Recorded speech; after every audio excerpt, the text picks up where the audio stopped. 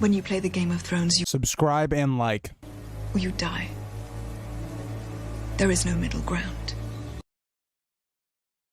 Alright, hello YouTube. Welcome back to the Grease Goblin YouTube channel. Today's video, we're going to be continuing our reread in Catelyn's last chapter, Catelyn XI, otherwise known as the King of the North chapter, one of my favorite chapters of the entire book. And let's get into it. So page 785 begins with Catelyn thinking of the last time she had crossed the Tumbleton River carrying Robb to head north, but now she was crossing again, except her son wore plate and sword now. And I want to point out a lot of this chapter is going to be about Catelyn kind of remembering her time at Riverrun. It's been a very long time since she's been here. You know, you think about ladies in this world and where they go to marry, right? They don't really come back to visit. They just go to their husband's like area or whatnot, wherever they rule at. And so in this situation, everything's kind of come flooding back for Catelyn. She's going to remember all of her past times here. Robb sat in the boat with Greywind at his side and Theon as well. She knew in the second boat, Blackfish, Great John Umber, and Lord Karstark would follow. Catelyn thinks of the water taking them past the wheel tower that brought back signs of her childhood and these familiar sounds as they drew closer to the castle. She heard many shouting for Robb, Catelyn, and Winterfell. She saw the Tully banners everywhere, but this was not enough to lift her spirits. Let's think about the position that Catelyn's in right now. Yes, they've won some victories and whatnot, but this is the first chapter we've had after Ned's death. Her husband has died, something that's just terrible to think about. Her children, two of her daughters anyway, she believes are captives at King's Landing. And she hasn't even heard of anything of Arya. Who knows what's going on with Arya in her mind? She could as well be missing or even dead.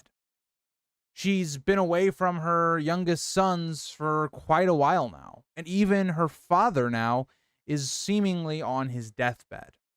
All of Catelyn's kind of world is falling apart. All of Catelyn's support. Think about the two people that she could have gone to the most for support. Would have been her father and her husband. They're both gone.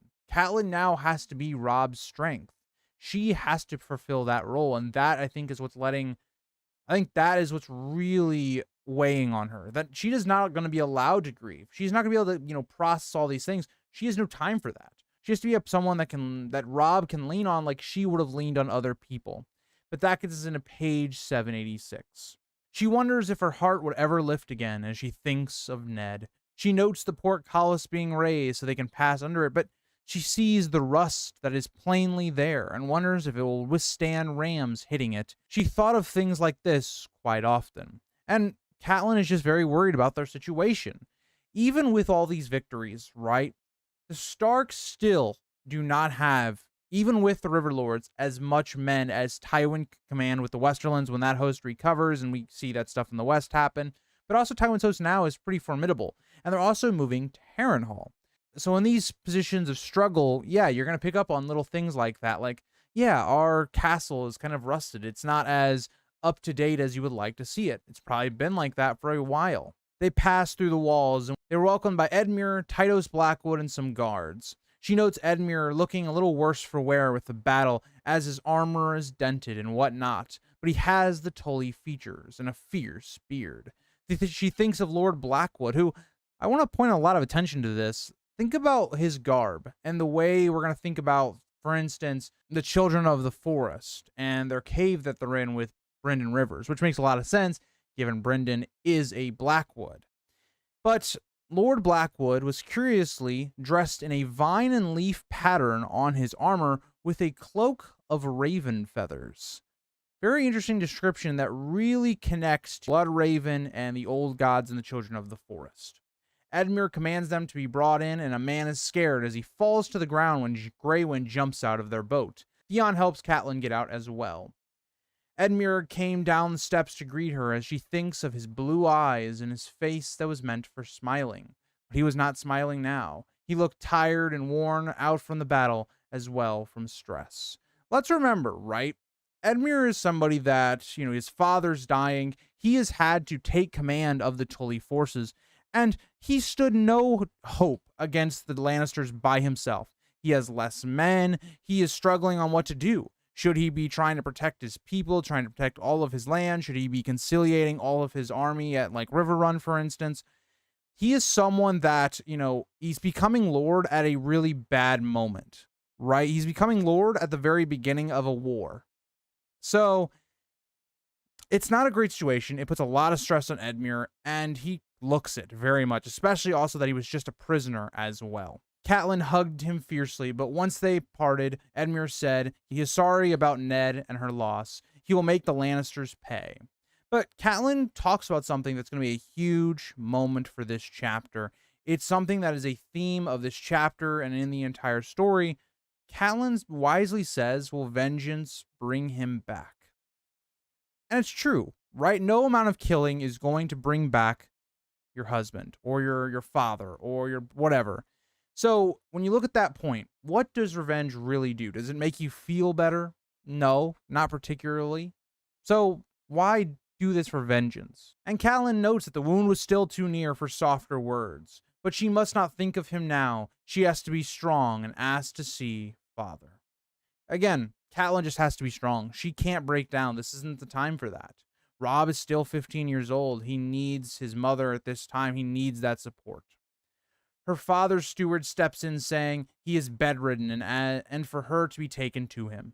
Edmure says he will take her, and the two walk through the castle as Catelyn notes the spot where Brandon and Littlefinger fought for her favor. Interesting that this is brought up now, after Ned's death, and Littlefinger directly was responsible really for Ned's death in terms of betraying him as the Goldcloaks go for Cersei instead, and also being the one that probably whispered in Joffrey's ear for Ned to actually be killed. As they walk between two guards, she asks how bad he is, and Edmure solemnly notes he will not be with them much longer than Maesters suggest, and his pain is constant and grievous. A rage seemed to fill Catelyn and almost everyone. Catelyn is just frustrated. She's tired of all the struggles that she's been going through. She wants to lash out at anyone. And it's very understandable given that she's just lost her husband, as well as the confirmation that her father is going to die soon. The world is just collapsing for Catelyn. She asks why she hadn't been told sooner, and Edmure notes he forbade it as he thought if the Lannisters knew how frail he was, they would attack. And this is very smart by Hoster, right? Because I think that the Lannisters would have probably attacked anyway, but if you're thinking about it, it would make them want to attack even more. If Hoster Tully is on the edge of death, right? Edmure is this young lord who is untested, who doesn't have any military, experience. Now would be the time to attack. So I think Hoster is actually quite wise in that. But instantly, Cat feels guilty as a voice in her head says it was her doing. If she hadn't taken it up upon herself to seize the dwarf, but she stops. And she's completely right. The Lannisters would not have preemptively attacked if Tyrion had not been, taken prisoner. And that's why I think Catelyn is one of the most interesting POVs and the most human in the book, because yes, she does do a bad action, right? But we understand why she does that action. It's an emotional response to what happened to Bran, the information she's been given. And so when she thinks back on it, she thinks about what it caused and all the harm that it's done. She realizes it's kind of her fault that a lot of things have kind of transpired the way they have. I really enjoy that Catelyn is very human in that she realizes the mistake she made. But they climb the stair in silence as she thinks about what his solar looks like, how it is three-sided like the keep, with a balcony that jutted out to the east, which gets us into page 788.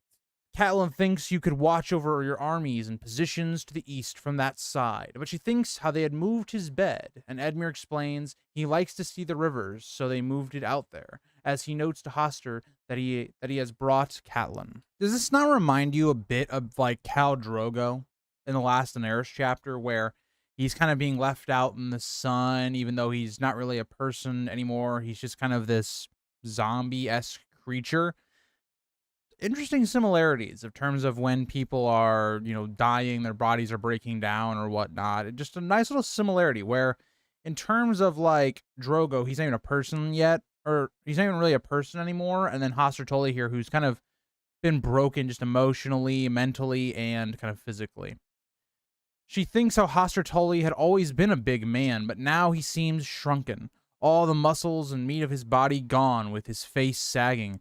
The last time she had seen him, his hair had been brown streaked with gray, but now it was white. Really just paints the picture that Hoster Tully, age has kind of taken its toll on him. You know, all those signs that his body is breaking down are very apparent. And it's not just physically. We're going to see that mentally he's also struggling as well. His eyes opened at once. He calls for her, and with pain in his voice notes that he watched for her. It's even more tragic because you think about the story of like Catelyn waiting for Hoster Tully all those times, and now the opposite is the case. Edmure takes his leave as he lets them talk, and Catelyn takes his hand, noting all the strength was gone. But she notes he should have sent a rider or a raven to her. Hoster notes riders are questioned and ravens shot down. He clutches her hand as the pain continues. He notes that the crabs in his stomach pinch him all the time. The maester gives him dream wine, milk of the poppy. He sleeps a lot, but he wanted to be awake when she came.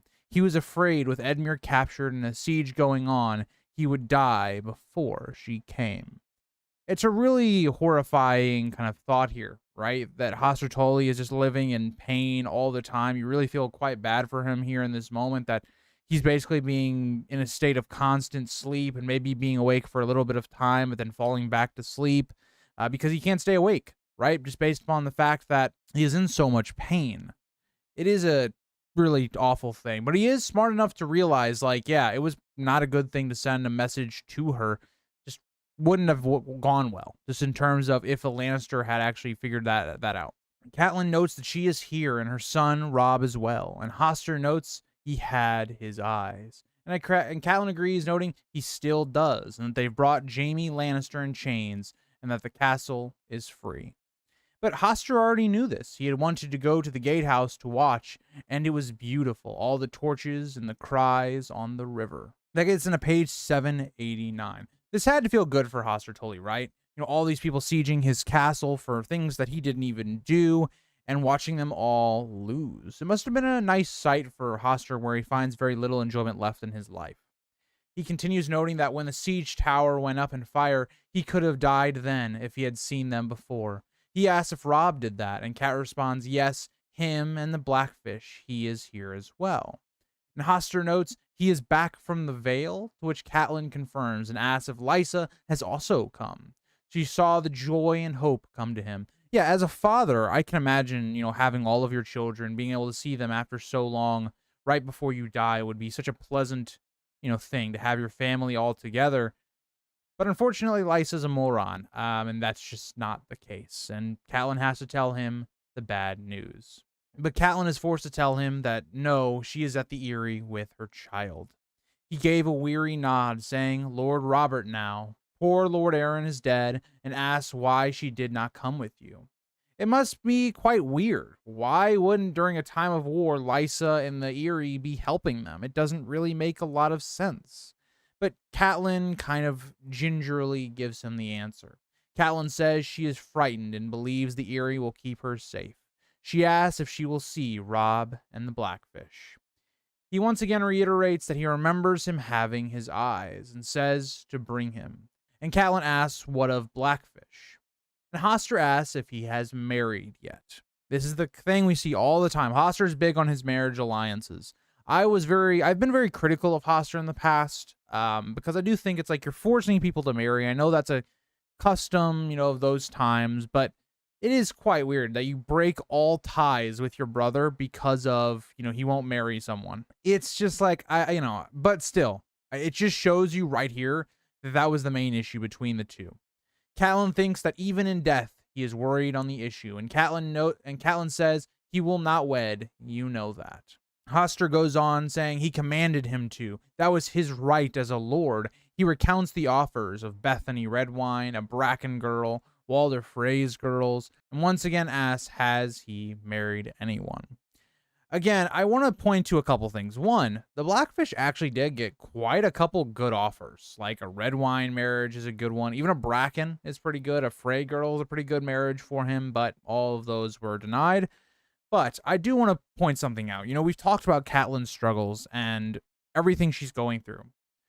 Not only is her father dying in this moment, but we also realize, you know, that he has kind of lost a step. You know, he has dementia. And for anybody that's, lived to see, maybe their parent or a grandparent or whatever have dementia, it is a very difficult thing to go through. My grandmother had a very severe case of dementia where, she didn't really know who we were by the end. I want to really show why Catelyn is struggling so badly because she's watching her father really struggle to remember things and just being in a state of dementia. It's a very difficult thing to go through. That gets us into page 790. She says, "No one, but he has fought many times to get here. Hoster notes he was always the warrior, noting he was the knight of the gate, and for him to be sent up later, he is too sick to fight." It's a nice moment that Hoster actually wants to actually see his brother again right before he dies. Even though they may have their issues, it is a nice moment. Catelyn kissed his forehead and left, finding Blackfish in the lower Bailey. He asks if he is, and Catelyn cuts him off, noting, "Dying, as we feared."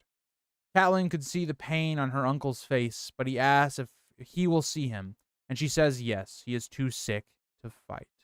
Blackfish does not believe that. He will be chiding him over the red wine girl until they light his funeral pyre.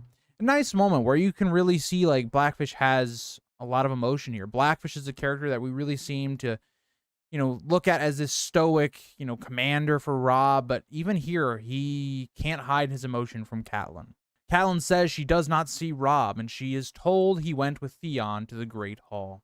She enters, seeing Theon recounting the Whispering Wood to her father's garrison about the trap and fierceness of Greywind when Catelyn interrupts, asking where Robb is. She is told in the Godswood. Really just gives you this picture of Theon being this young youth who's not taking things seriously. Like, this battle is not maybe something that's that grand, right? People were being killed. Warfare is not this glorious thing as Theon's kind of making it out to be. Just shows kind of his youth. And one thing I will say that the book does not do as well as the TV show is the TV show does a great job of really building up the character of Theon before he betrays Robb in the next book. So that is one thing that it's a nice scene that we finally get a little bit more building of Theon because we only see him every once so often actually have moments. So Catelyn thinks that he is Ned's son as much as hers, and once again thinks of Ned's sadness because Robb, just like his father, goes to pay his respects at the Godswood, the old gods not taking the new, and that reminds her of Ned. And really, that's the one big thing is that every time she looks at Robb, she's going to remember Ned because the two are so alike, and that's just another layer of tragedy for Catelyn in this moment. She sees Robb and some of the other lords and ladies all kneeling and praying as she realizes these are all the people who follow the old gods. She asked herself what gods she prayed to and had no answer. It's a great question because, again, I want to use kind of my own experiences to kind of relate with Catelyn. I think maybe not for me, but when my grandfather passed, it was something that was very sudden and it was not expected. So I saw this firsthand with both my mother and my aunt, and they started questioning, their faith and their beliefs. It's one of those things where you question, is there a higher power? Like, if there was a higher power, why would they take away your loved ones in the way they do? And why do certain things happen?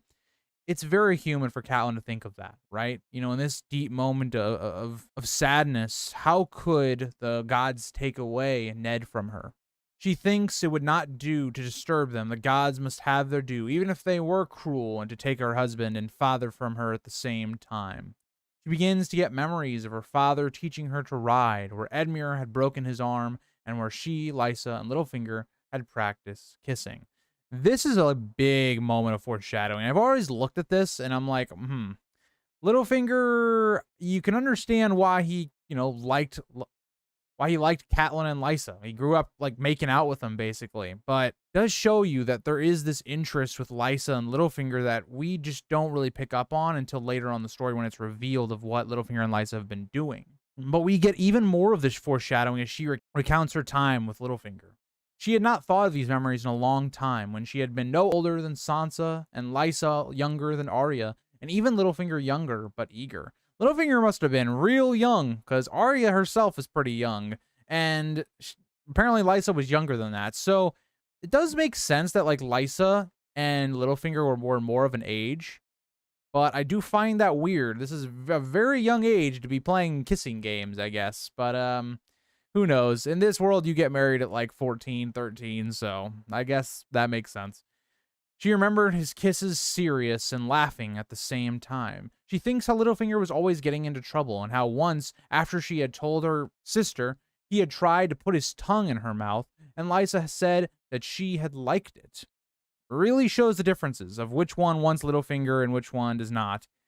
A lot of foreshadowing as to what is really happening with Lysa. Robb got to his feet, and she wonders if her son had ever kissed a girl. She remembered the way Jane Poole and the other girls had looked at him. He had fought in battles and even killed men. Surely he had been kissed. There were tears in her eyes, and she wipes them away angrily. She's worried about her son, right? And out of all these people that are dying around her, Robb is someone that has not experienced, growing up. He hasn't had, time to be a teenager. He's had to take up, the army of the North and going south and going to war. It's very reasonable by Catelyn to think about this and go, my son hasn't even kissed a girl, probably. It really factors into Catelyn's motivations in this chapter as to why she asked for peace and not for war and all these things. Because she's heartbroken by war. All this tragedy of coming south has destroyed her family. But that gets us into page 792. Catelyn in this moment is just overcome with thinking of her own romance with Ned, her childhood, and one of the most human moments of the first book, in my opinion. Robb called her and noted that there must be a council called. There has been news from the south. Catelyn says, what about Hoster? He is dying and wants to see you. Again, think about another part of why Catelyn wants peace. Robb doesn't even have the time to visit his grandfather who is dying and could die at any second, but he's prioritizing a council because he has to. They have to know what they're going to do moving forward into the next book.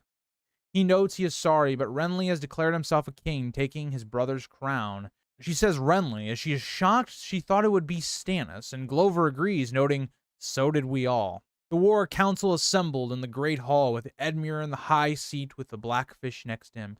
Many lords of the Riverlands had heard of the victory and were in attendance, notably Lord Bracken, who sat as far from Lord Blackwood as was permitted. The two just don't like each other. I want to do a video in the future about the Bracken and Blackwood dislike and why that is, but for now, this just shows they don't like each other. The Northern Lords sat opposite, notably Lord Karstark, who looked sick from grief, as two of his sons had been lost in the Whispering Wood, and his eldest had not been heard of from the Battle of the Green Fork. You can really understand Lord Karstark as well. Everything that Catelyn is feeling, Lord Karstark is also feeling. All of his family is dying because of this war, but instead of taking the approach that Catelyn has and wanting to stop this war from more people having to die, he's taking the opposite. He wants revenge because he thinks that thirst for revenge can somehow fix his loss. It doesn't work that way. All the lords in turn took their chance to argue and yell or walk out to return sulking or smiling. Catelyn listened to it all. It really builds up this picture of just people going at it. Everybody just taking turns yelling at each other, thinking about, what they know is what is right, that they should do what they're telling them to do. And that's just going to go on forever because you have so many lords in the room. You have so many people that think they're right. How do you come to what is the right choice? She heard how Roose Bolton had retreated to the causeway and Walder Frey held the twins. Tywin was heading for Harrenhal, and all agreed there were now two kings. Many of the lords urged meeting the Lannisters at Harrenhal, but others argued differently. Mark Piper said they should strike at Casterly Rock in the west. Lord Mallister argued patience, they are cutting off the Lannister supply line. But Titus Blackwood would have none of it, arguing they should finish them off and bring down Roose's army as well. But like usual, Lord Bracken disagreed, saying they should go south and join Renly. Of all of these, there's just so many ways you can go about it, right? It's why Robb's position as King of the North is going to be so difficult. He has so many different personalities, so many different battle strategies that he could possibly do. What is the correct one? And all of these people are kind of right in their own way, right? So when you look at Mark Piper, they should strike the west. Well, you can't really strike Casterly Rock, right? You can maybe siege it, but then you're going to get caught in the west. You don't want to do that. But also striking the west would be great because you could also kind of send the same message that they did with the Riverlands in terms of foraging their lands, taking the war to the west instead of having the war being in the Riverlands, their homeland. But at the same time, again, Mark Piper is not really getting at that point. But Lord Mallister's also right? They're cutting off the Lannister supply lines. Why be hasty? They can wait out the Lannisters. That's also true, right? Just given the fact that Renly is going to take King's Landing, or is at least going to be forced to make Tywin go to defend King's Landing, for now, they really don't actually have to do much at all. And Tylos Blackwood, to me, is the only one that's, like, wrong. Why would you ever, like, actually attack Harrenhal?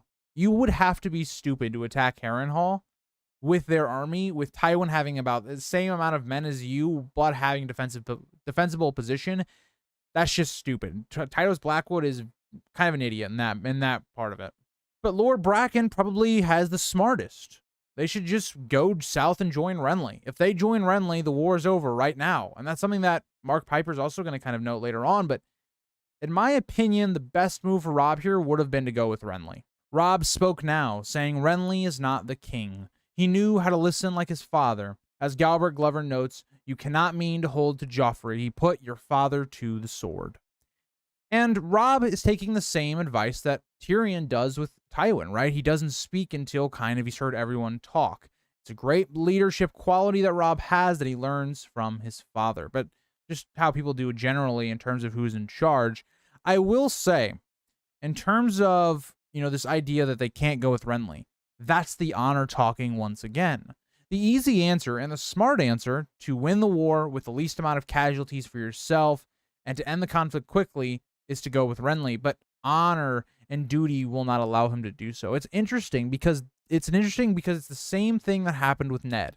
Ned should have gone with Renly, but his honor and duty would not allow him to do it. Robb notes that makes him evil, but by rights, the throne does not belong to Renly. He is a brother to Robert. Joffrey has every claim to the throne, but were he to die, as he plans to make happen, the throne passes to Tommen. It's interesting that Robb is kind of like going through this and, he's like, yeah, I'm kind of unsure as to who should be king. If Joffrey dies, well, Tommen is still a Lannister, but I have no real quarrels with Tommen, but the Lannisters are still in power, so then who's the rightful ruler? Is it Tommen or is it Stannis?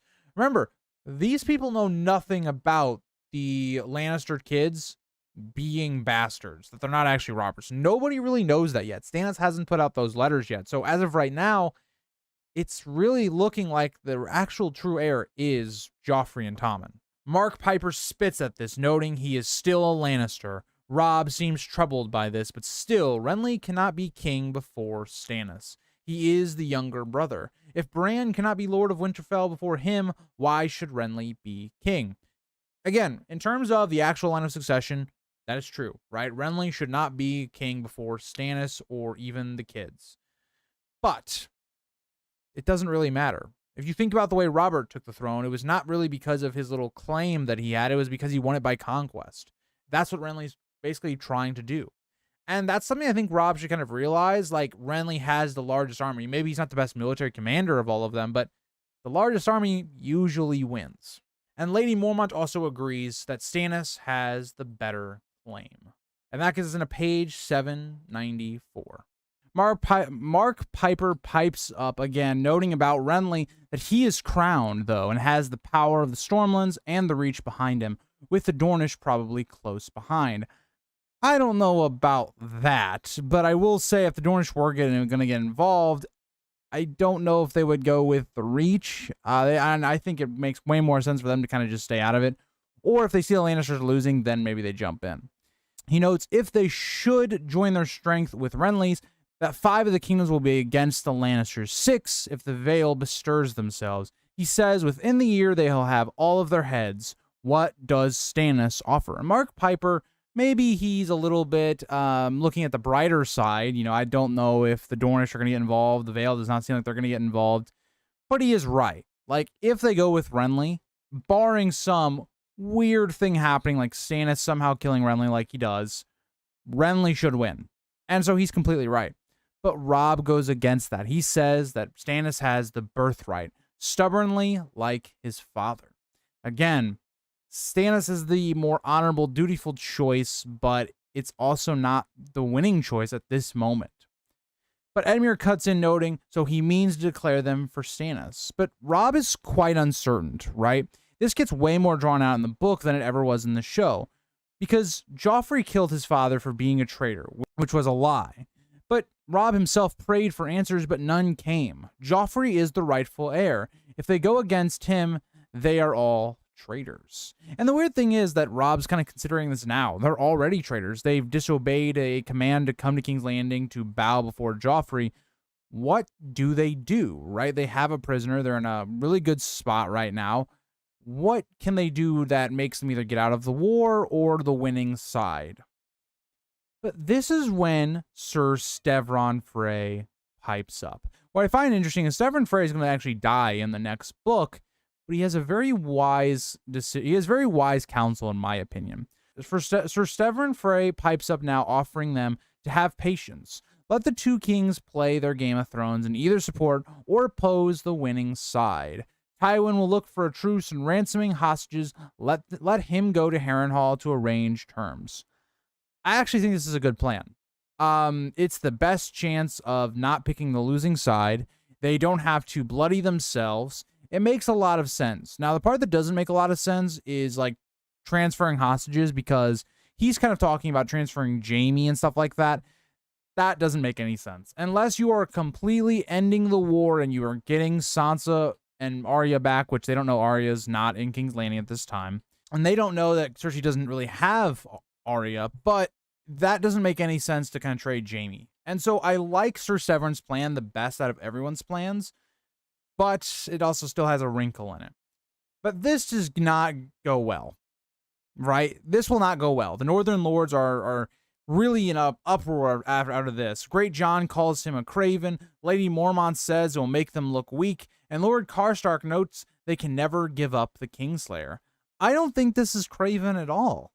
It's more hedging your bets, right? You've already committed. You are already in a position of power. You've beat the Lannisters multiple times. You've been in wars. I think it's very weird to call him craven, but I understand the rationale. But I do find Sir Stevron Frey, his perspective is, I think, one of the best of all the counsel that's been given so far. Lady Mormont calling him, saying they'll look weak. Yeah, I do think it doesn't look great to start offering hostages and going to them for peace. It should be probably the Lannisters going to them for peace, but I get it. But somebody has to give up their pride so that peace can happen. But Catelyn chooses now to speak. Everyone's kind of said their piece, and now it's Catelyn's turn. She says, why not peace? As she meets Robb's eyes, she knows he's the only one that really matters. He notes that they killed his father and her husband. The only peace he wants is the sword, as he lays his sword on the table. And this, to me, is not the best approach, right? Because then that means there is no peace. Why are we even discussing this? Robb is going to continue the war to get Joffrey's head. So why don't you just declare for Renly or say what your battle plan is going to be? I like Catelyn's approach. What is there to gain left, right? Let's make a peace, get your, sisters back, and let's end the war, right? Let's put pride aside. The great John bellowed his approval, and many banged on the table, but she waited until they quieted and said Ned was their liege lord, but she shared his bed and bore his children, and asked if they believe she loves him any less than them. And it's a great moment because Catelyn is the one that loses the most from Ned's death, right? She loses her husband, and that's going to continue into page 795, but why continue this war? Right? The person they were trying to free is gone. And that's what Catelyn's going to talk about here. As Catelyn was on the verge of breaking down, she speaks, asking if Robb's sword can bring Ned back, or Darren Hornwood, or Lord Karstark's sons. How many more have to die? And I want to point out, Catelyn is kind of the voice of reason. She is completely correct here. We should just end the war. What they sought to go to war for is over, right? Why not make a peace? But I will say the one thing that Catelyn's overlooking is how difficult it is to make a peace, because both sides have to give up their pride, whatever issues they have with each other, and sit down to make a peace that does not benefit one over the other, that is an equal peace. And that, to me, is the one thing Catelyn doesn't understand, because right now, everything is about leverage. Everything is about who is viewed as the winning the war, who's viewed as losing the war. And so, all those things are a major reason as to why peace is so difficult. Clash of Kings is going to be about multiple different, peace terms being sent back and forth. Each of them are, not even acceptable for either side. Like, it's just a kind of a start. you see how long it really takes for a peace to happen. And in that terms of you negotiating that peace, maybe your position gets worse or better. And that's a big aspect of the war. But of course, a woman stepping up and talking during one of these meetings doesn't go well with all these men, because this world is pretty a sexist world. As the Great John says, she is a woman and does not understand these things. And Lord Karstark says she's the gentler sex and a man needs his vengeance. Which is just insanely idiotic to say, right? Maybe Catelyn doesn't know the most about warfare and all these things, but she understands what she's losing from this war and how all this is affecting her. But she fires back and says, "Give me Cersei and you will see if I am gentle." She may not know strategy or tactics, but she knows when they marched south, it was to protect our land and save Ned, who was falsely put in prison. Well, one of those is done, and the other is beyond her reach. She notes she wants her daughters back. If they must trade 4 of their Lannisters for them, so be it. She wants Robb to be safe, to rule, kiss a girl, live his life. She wants to go home to grieve for her husband. At this, the hall grows silent. And Catelyn's correct, right? What are they fighting for anymore, right? They've taken the Lannisters almost out of the Riverlands. They cannot rescue Ned anymore. Let's make a peace. But people's pride, their vengeance, all these things that they think will help them get in the way. Her uncle says peace, but on what terms? He's exactly right. That is the main issue of this entire talk. If there's going to be a peace, how is it going to affect the North? Are they going to be forced to give up all these hostages to the crown? Will it be on equal terms? How will it go? Lord Karstark asks what his sons died for if he is to return to Karhold with nothing but their bodies, or with nothing but their bones. It's an interesting moment because Lord Karstark is viewing this war now as like, well, if we stop now, what did they die for? And in a lot of ways, you can say that they died so that the North could have a peace, right? That they could be viewed as a threat to the Lannisters, so that a peace could be made so that they themselves were not a threat, and their Riverland brothers also didn't get attacked. Even Lord Bracken pipes up, noting the mountain came to their lands and plundered and pillaged Stonehenge. It's a ruin, and now he is to bend the knee to the man who sent them. Again, it's people not being able to put aside their pride, not being able to see the bigger picture, only seeing their personal vendettas and all of these things. It's the reason, for instance, the wildlings and the Night's Watchmen can't make common cause against the threat of the others. It's the reason the Brackens and the Blackwoods have had issues going back for generations. People's pride and people's vengeance gets in the way.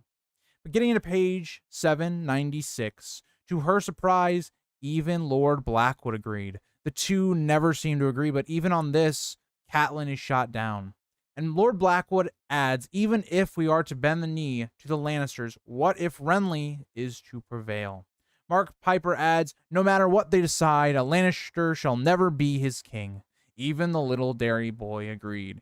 The shouting began once again, as it seemed as though Catelyn had maybe brought them all to at least listen to her, but now the chaos ensued once again. But Catelyn knew that peace would now never happen. It'd been shot down that quickly. Robb was married to this war. She looked at him as he was troubled by the conflict. She knew he was to have a bride at the Twins, but his true bride was his sword.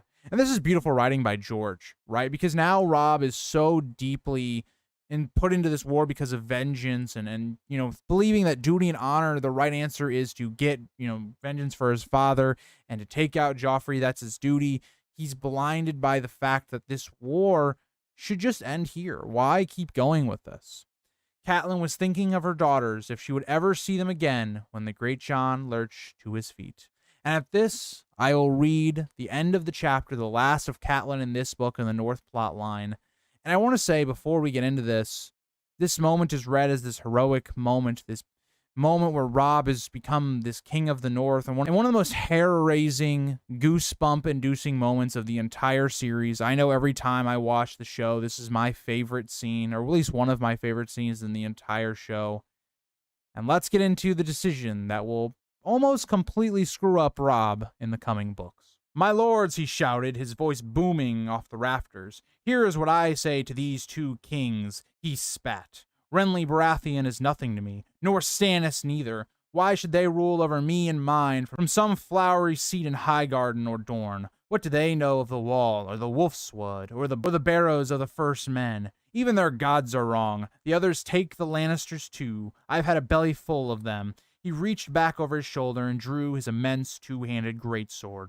Why shouldn't we rule over ourselves again? It was the dragons we married, and the dragons are all dead. He pointed at Robb with his blade. There sits the only king I mean to bow my knee to, my lords. He thundered, "The king in the north!" and he knelt and laid his sword at her son's feet.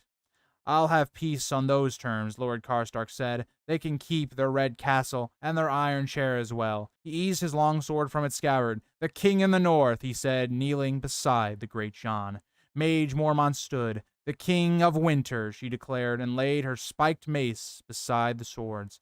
And the river lords were rising too, Blackwoods and Brackens and Mallisters, houses who had never been ruled from Winterfell. Yet Catelyn watched them rise and draw their blades, bending their knees and shouting the old words that had not been heard in the realm for more than 300 years, since Aegon the Dragon had come to make the Seven Kingdoms one. Yet now we heard again, ringing from the timbers of her father's hall, "The king in the north, the king in the north, the king in the north." And that ends the Northern plot in A Game of Thrones. What a beautiful moment where all it takes is all these lords bellowing and they've been complaining about what option they should go with. Why not the commander that's led them to victory, that has gotten Jaime Lannister to be a prisoner, that's freed River Run even when it seemed like it'd be against all odds? Why not Robb? And, their sentiment isn't wrong in terms of the Northern lords. Why should they bend the knee to the throne? They have no ties to it. It's actually harmed them more than it's helped them. And the dragons aren't here anymore. That was the reason they bent the knee. No army can get through Moat Cailin, or so they believe. Why not make a king of the north? This decision will have ramifications throughout the story. It isolates Robb from having possible allies with Stannis or Renly. It is a moment that we cheer on our first reading. It's a moment where you have just this joy for the character of Robb, but in reality, it's the beginning of the end for Robb's campaign, as him becoming a king almost completely gets him killed. So, thank you guys for watching. I hope you guys all enjoyed. I love this chapter. For me, it's in my top 5 of the book. I think I have it as number 3 right now. I kind of go back and forth on its placement. But let me know what you guys think about this chapter. Is it your guys' favorite chapter of the book? Are you not a big fan? Shout out to Dakota. I know you're not a big fan of the Starks, so, But let me know, and I'll see you guys all in the next one. Bye, guys.